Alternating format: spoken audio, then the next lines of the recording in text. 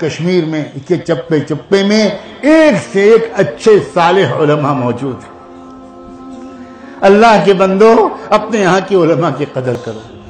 آپ کے ہاں کئی ایسے حضرات موجود ہیں جن کو دیکھ کر میرا ایمان تازہ ہوتا ہے، جن سے مل کر میرے دل کے اندر ایک عجیب قسم کی کیفیت پیدا ہوتی ہے۔ پہچانو ان کو، رو رہے ہیں، تڑپ رہے ہیں، کام کر رہے ہیں، کوشش کر رہے ہیں۔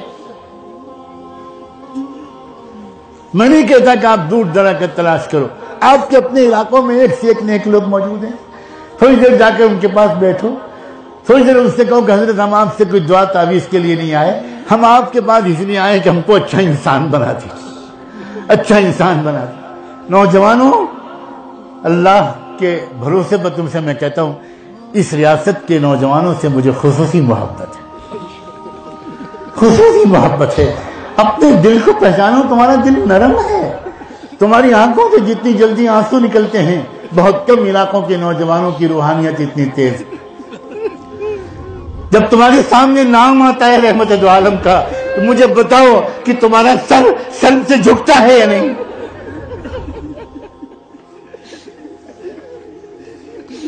تم میں وہ نوجوان جو میوزک سنتے ہیں، تم میں وہ نوجوان جو فلمیں دیکھتے ہیں، تم میں وہ نوجوان جو کمپیوٹر اور موبائل پر پورنوگرافی دیکھتے ہیں، گندی فلمیں دیکھتے ہیں، ان کا بھی حال یہ ہے کہ ان کے بھی دل کو اللہ کے رسول سے محبت۔ پہچانو اپنے آپ کو، تم کو خدا نے کیا صلاحیت دے کر بھیجا اور تم کس چکر میں پڑے ہو۔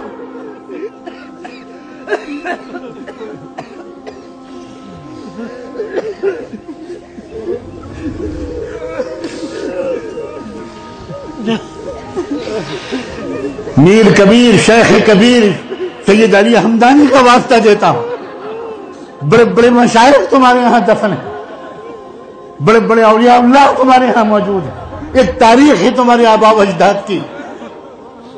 ہمیں تو حق نہیں پہنچتا کہ ہم تمہیں کچھ نصیحت کریں۔ مجھ سے یہاں کے علماء جب کہتے ہیں کہ ہمارے نوجوان بڑے بے حیا بن رہے ہیں، لڑکیوں کے پیچھے بھاگ رہے ہیں، زنا کر رہے ہیں، شراب پی رہے ہیں، تو میرا جی چاہتا ہے جب میں ان کے منہ پر ہاتھ رکھ دوں، مجھے ان پیارے نوجوانوں کے بارے میں یہ بری باتیں مت کہو، میں نہیں سننا چاہتا۔ مجھ سے یہ سناؤ کہ دیکھو ان کو، ان میں سے گنہگار کا انسان بھی رسول اللہ سے محبت کرتا ہے۔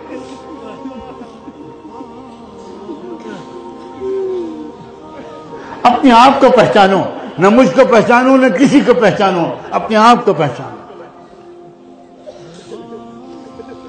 اپنے من میں ڈوب کر پا جا سراغ زندگی، اپنے من میں ڈوب کر پا جا سراغ زندگی، تو اگر میرا نہیں بنتا نہ بن، اپنا تو بن۔